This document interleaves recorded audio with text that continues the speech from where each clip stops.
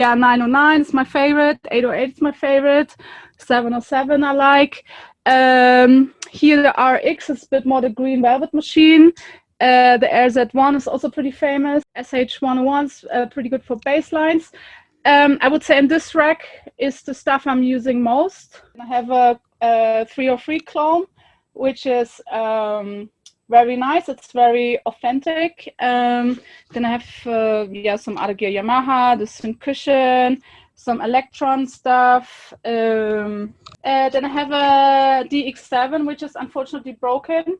I got this from a friend who made music in the 90s, and he said I could have some of his gear because he's not using it anymore. Yeah, then I used to work for Ableton, and when I left the company, they were so happy they gave me a push.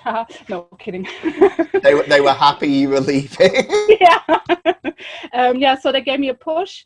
What I really like here is the Electron analog drive, because I mean, everyone is so hyped about the 909 and stuff like that, but to be honest, it sounds a bit like a wet fart, you know, when you just use it on its own, so you have to process it.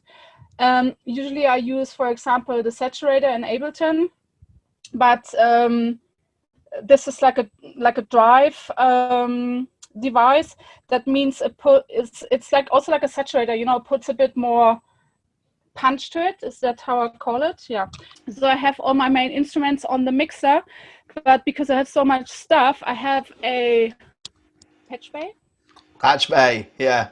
And so I can actually use all the individual stuff from the drum machine. I think you see it here, like the bass drum, snare drum, clap, and so on. And sometimes I just don't like whatever. I don't like the 909 bass drum, and then I just patch it to the 808. So I kind of mix the drum machines. That's something what I do sometimes. Shall I do the next round quickly? I don't know how long. Yeah, I got a lot of stuff. Pro 1 from Behringer. Then here this delay is fantastic, Zen delay. Oh, the Ninja Tune one. Yeah, the Ninja Tune one. Yeah, it's really, really good. It's really nice. Then I have a lot of stuff in the racks. Then there is also the Alesis compressor, which is famous from Daft Punk used it, for example. Oh, can you see it? Yeah, and then there's lots of other stuff. What else do I have? Behringer Model D? Yeah, the Model D is really good. How is that? It's really nice. I love it.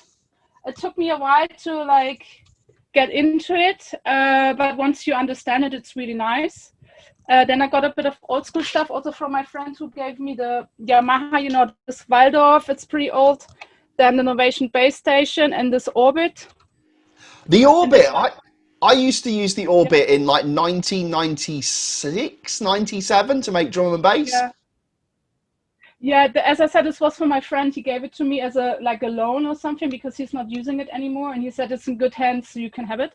This one I got from my neighbor. The kids are going to school together, and he said I should have this drum machine for whatever reason.